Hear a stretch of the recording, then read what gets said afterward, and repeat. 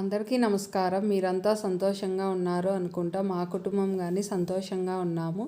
ఇది వచ్చి మంగళవారం రోజు తీసిన వీడియో. మంగళవారం రోజు అయితేనా వర్షము వస్తుంది, చల్లగాలి, ఈదరగాలి అంటారే ఆ విధంగా ఉంది. వాతావరణం అయితే ఫుల్ చేంజ్ అయిపోయింది.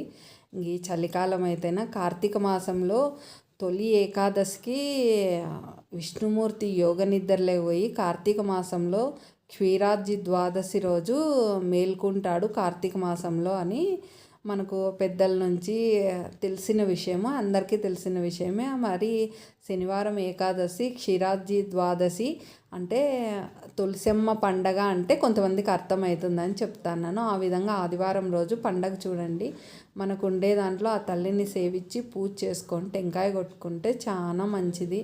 ఇంకా కొంతమంది శివాలయానికి కానీ విష్ణువాలయానికి వెళ్ళి దీపారాధన చేయలేని వాళ్ళు తులసి కోట దగ్గర కానీ ఆ రోజు దీపారాధన వెలిగించి 365 ఒత్తులు వెలిగించి, అంటే సంవత్సరంలో మనకు ఇప్పుడు ఒక్కొక్క రోజు దీపారాధన వెలిగించలేని సమయం ఉంటుంది. ఆ విధంగా కార్తీక మాసంలో సోమవారాలు కానీ క్షీరాబ్ది ద్వాదశి కానీ పౌర్ణమి రోజు కానీ ఆ విధంగా వెలిగించుకున్నా అది సరిపోతుందనేసి పురాణాలు చెప్తాయి. ఆ విధంగా వెలిగించుకుంటే ప్రతిరోజు నిత్యము ఉదయం సాయంత్రం దీపారాధన వెలిగించే వాళ్ళకు అప్పుడేం వెలిగించని పని లేదు, మామూలు దీపారాధన వెలిగించవచ్చు అనేసి పెద్దలు చెప్తా అన్నారు.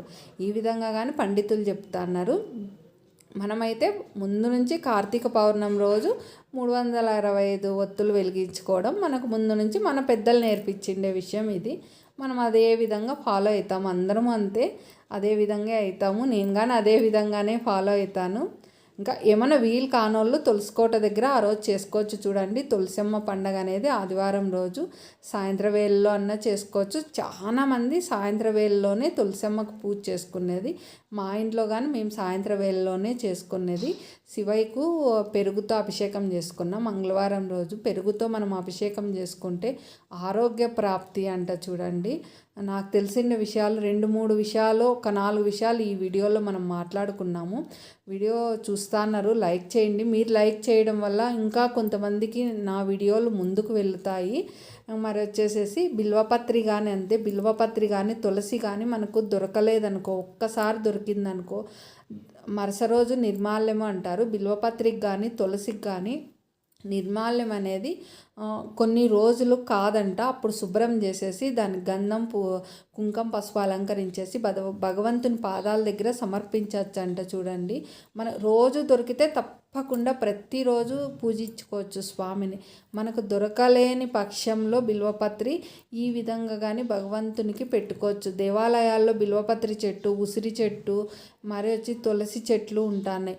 కానీ తులసి, బిల్వపత్రి పూజ చేసే చెట్ల నుంచి మనం పీకితేనా మనకు మహాపాపం వస్తుందంట, పీకకూడదంట. చూడండి, నాకు తెలిసిన విషయం చెప్తాను. మరి వచ్చేసేసి ఈ విధంగా బిల్వపత్రి మీకు దొరికితే మటుకు ప్రతిరోజు పూజకు పెట్టుకోండి. లేదనుకో దొరికిండేది మరీ మరుసటి రోజు కానీ బాగా శుభ్రం చేసుకొని స్వామికి సమర్పించుకోండి. చాలా మంచిదంట బిల్వపత్రి పెట్టుకుంటే. బిల్వపత్రి గురించి నాకు తెలిసిన విషయము. మరి వచ్చేసి నేను చౌడేకాయ తాలింపు చేసినాను. ఇది వచ్చేసి కషాయం లెక్క వచ్చేసి ఇంకా పౌడరు, ఇది డాక్టర్ ఇచ్చిండేది. ఈ పౌడర్ వేసేసి బాగా మరిగిచ్చేస్తాను. 1 గ్లాసు నీళ్ళు పోస్తాను. బాగా మరిగిన తర్వాత ఇప్పుడు మీకు చూపిస్తానని అది వచ్చేసి ఈ కషాయం ఉడికిన తర్వాత బాగా వడేసేసి ఈ 3 డ్రాప్స్ వేసుకొని బాగా వేడివేడిగా గోరువెచ్చగానే తాగల. ఇవన్నీ ఉదయాన్నే పూజవి, టీ సామాన్లు ఫస్ట్ తాలింపు పెట్టేసేసి అది అవుతా ఉంటుంది, తర్వాత చేసుకున్నాము. ఇది వచ్చేసి నిన్నటి గిన్నెలు, అవి సర్దేసుకోవాలా ఫస్ట్. ఇంకా అవ్వకు లేట్ అవుతుంది, టిఫిన్ చేసేద్దామని చేసేస్తాను. ఫస్ట్ స్టవ్ అది వచ్చేసి 3 విజిల్స్ ఇప్పించుకున్నా. పసుపు, కొంచెం ఉప్పు, నీళ్ళు, చౌడేకాయలు వేసేసి 3 విజిల్స్ ఇప్పించుకున్నా. తర్వాత వచ్చి స్టవ్ వెలిగించేసి కడాయి పెట్టేసి ఆయిల్, ఆవాలు, జీలకర్ర, ఉద్దిపప్పు, శనగపప్పు, కరివేపాకు, ఎండుమిర్చి, ఆనియన్స్, పెద్ద ఆనియన్స్ 2 వేసేసినాను. తొందరగా ఆనియన్ మగ్గాలంటే కొంచెం సాల్ట్ వేసుకుంటే తొందరగా మగ్గుతుంది. మిక్సీ జార్లో వచ్చేసి పచ్చి కొబ్బరి, పచ్చిమిర్చి, వెల్లుల్లి, ఉప్పు మిక్సీ పట్టుకున్నాను.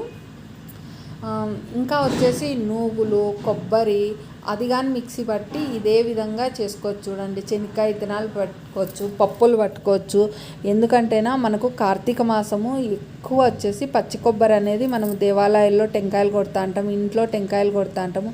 ఈ వర్షాలకు ఆరకపోవడం వల్ల మనకు వచ్చేసేసి బూజు వస్తుంది. ఇంక మనము పడేసేదో లేకుంటే కొబ్బరి కొనుక్కుండే వాళ్ళు వస్తున్నారు, ఆయిల్ కొనుక్కుండేదో ఆ విధంగా చేస్తున్నాము.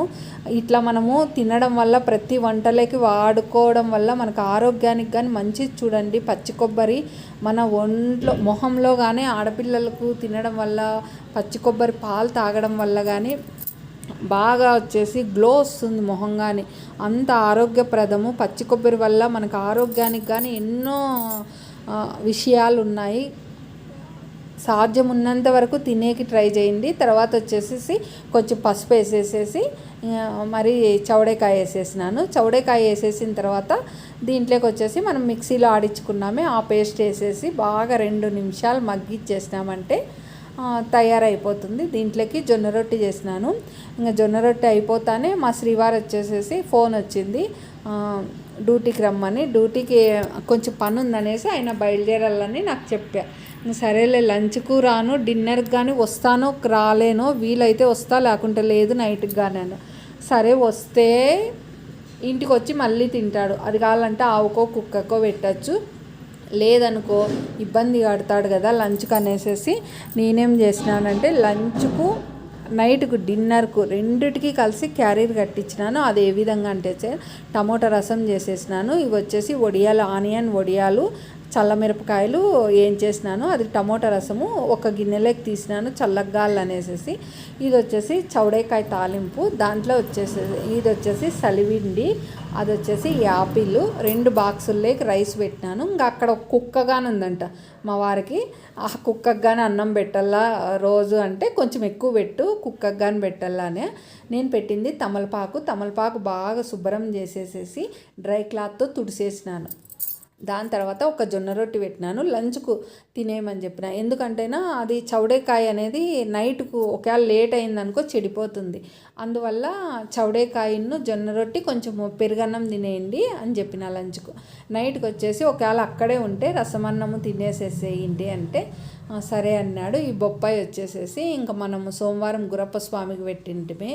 ఆ బొప్పాయి మంచి చెట్లోది, ఎంత టేస్టీగా ఉందంటే అంత టేస్టీగా ఉంది. మా వారు టిఫిన్ తినేసి కాయ కట్ చేస్తా అన్నాడు. ఇంకా అది కానీ ఒక పీస్ తినేసి ఆయన బయలుదేరినాడు. ఈ విధంగా లంచ్కు టిఫిన్కు ఈ విధంగా క్యారీర్ కట్టచ్చు. చూడండి, తమలపాకులో ఔషధ గుణాలు ఎన్నో ఉంటాయి. దాన్ని మనకు జలుబు దగ్గు ఎక్కువ ఉందనుకో తమలపాకు తొట్టెం తీసేసి నమిలి దాని రసం మింగల్లా, ఆకు ఉంచేసే ఇలా, అప్పుడు దగ్గు కానీ తగ్గుతుంది. చూడండి, నేను క్యారీర్ అన్నీ సర్దుతాను. క్యారీరు, పెరుగు, రసము, యాపిల్, సలివిండి అన్నీ పెట్టేస్తాను. ఈ విధంగా పెట్టేసి మా వారికి ఇంకా పెన్ను, రాసుకునేకి పెన్ను అన్నీ పెట్టేసేసి ఈ విధంగా లంచ్ క్యారీర్ కానీ సర్దేస్తాను. గిన్నెలన్నీ శుభ్రం చేసేస్తాను కదా. రాగి ఇత్తలు గిన్నెలు మనం కడుగుతానే ఒక డ్రై క్లాత్ తీసుకొని తుడిసి పెట్టుకున్నామంటే సారలలాగా దిగుతుంది. అందువల్ల డ్రై క్లాత్ తీసుకొని తుడిచేసుకోవాలా. ఇంకా పాలు కానీ చల్లగా అయిపోయినాయి. మనం పాలు కాంచుతాం కదా, పాలు కాంచిన తర్వాత వెంటనే మూత పెట్టుకుంటే పాలు ఇమరకోకుండా ఉంటే మంచిది, లేదనుకో మంచిది కాదు అని పెద్దలు చెప్తారు. ఏమో నేనైతేనా కాంచేసేసి ప్లేట్ వేస్తాను. చల్లగైన తర్వాత ఫ్రిడ్జ్లో పెట్టుకొని మీగడ తీసుకున్న తర్వాతే నేను మళ్ళీ పాలు వాడుకుంటా. మనకు నెయ్యి కావాలనేసి ఆ విధంగా ప్రతిరోజు చేసుకుంటాను. ఇంకా ఫ్రిడ్జ్లో పాలు పెట్టేసేసి, మాది చాలా చిన్న ఫ్రిడ్జ్లో అండి, చాలా ఓల్డ్ ఫ్రిడ్జు. నేను కాపురానికి వచ్చినప్పుడు మా ఫ్రిడ్జ్ గురించి ఓ రోజు మనం మాట్లాడుకున్నాము. ఇంకా మరి మా వారికి వచ్చేసి 9:45 టైం అయిండేది ఉదయము. ఇంకా మా అబ్బాయి వచ్చేసి మా వారిని డ్రాప్ చేసేసి బండి తీసుకొని వద్దాంలేనేసి మా వారు పోతాయి. ఇది వచ్చేసి సాయంత్రము 6 గంటలు అయింది. ఎంత చీకటి అయిందో చూడండి, 9 గంటలు ఉన్నట్లుంది. ఎందుకంటే మంగళవారం అంతా వర్షం వస్తూనే ఉంది. శివాలయానికి కానీ వెళ్ళినా కానీ, శివాలయంలో కానీ దీపారాధన చేసుకునే కానీ బయట లేదు, లోపలికి వెళ్ళి బసవన్న దగ్గర చేసుకున్నాను. ఎందుకంటే వర్షం వస్తే అక్కడ చేసుకుంటా కానీ మనం నూనె కానీ చల్లకుండా మటసంగా దీపారాధన చేసుకోవాలా. నూనె అక్కడ పోసేసి తుడుచుకోకుండా ఎక్కడన్నా పొరపాటున పడితే మటుకు తుడుచుకోకుండా రావద్దండి. ఇంకొక భక్తులు వచ్చినప్పుడు వాళ్ళు జారి పన్నారనుకో, పండితులు జారి పన్నారనుకో, మనకు పుణ్యం కథ భగవంతుడు ఎరిగి కానీ మహా పాపం వస్తుంది మనకు. ఈ విధంగా సాయంత్రం వేళలో పూజ అంతా చేసుకున్న ఫస్ట్ రామాలయానికి వెళ్ళి మళ్ళీ శివాలయంలో ఇక్కడ ఈ విధంగా బసవన్న కానిచ్చి కానీ దీపాలు పెట్టద్దండి.